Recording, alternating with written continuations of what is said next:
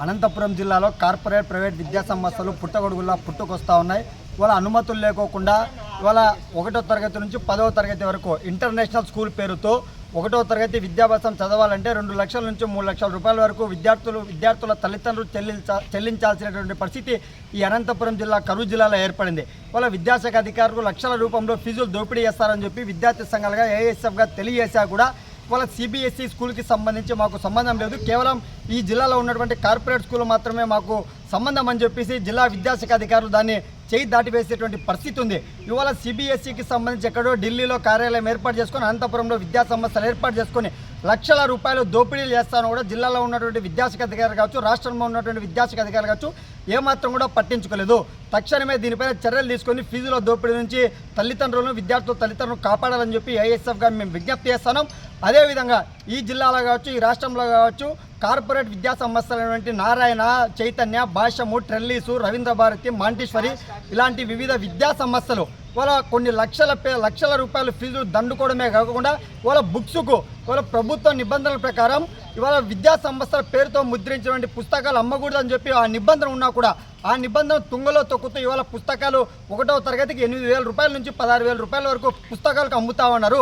ఇవాళ ఆధారాలతో సహా ఇవాళ పుస్తకాలు కూడా అన్ని ఒక గదులలో డంపింగ్ చేసుకొని ఒక దోపిడీలాగా ఇవాళ రాత్రిపూట్లు అయితే దొంగలు ఒక దోపిడీ ఎలా చేస్తారో ఒక 10 మంది స్టూడెంట్స్ ఫీజులు కట్టించుకొని రాత్రిపూట్ల పుస్తకాలు ఆ డంపింగ్ చేసుకున్నటువంటి దగ్గర నుంచి పుస్తకాలు తీసుకొని వచ్చి ఉదయం విద్యా సంస్థలు అమ్ముతున్నారు.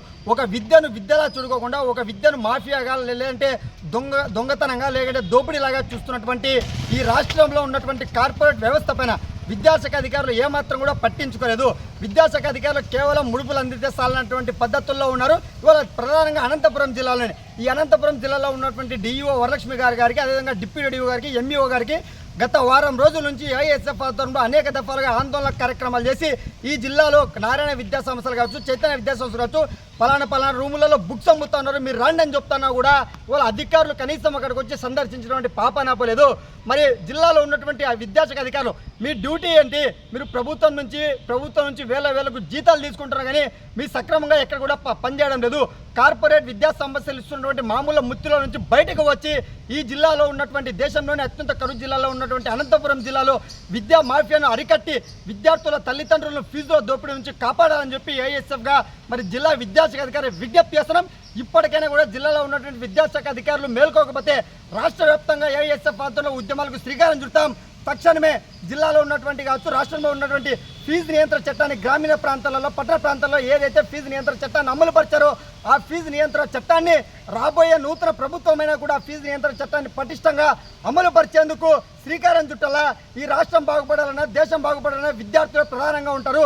విద్యా వ్యవస్థ ఎప్పుడైతే అభివృద్ధి చెందుతుందో అప్పుడే ఈ రాష్ట్రం కానీ దేశం కానీ బాగుపడుతుందని చెప్పి తక్షణమే జిల్లా విద్యాశాఖ అధికారులు విద్యా వ్యవస్థను గాడిలో పెట్టేందుకు ప్రత్యేక శ్రద్ధ చూపాలని చెప్పేసి ఏఎస్ఎఫ్గా విజ్ఞప్తి చేస్తా ఉన్నాం.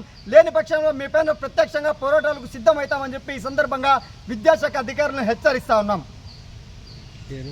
ఈ కుల్లాయి స్వామి, ఏఎస్ఎఫ్ జిల్లా ప్రధాన కార్యదర్శి.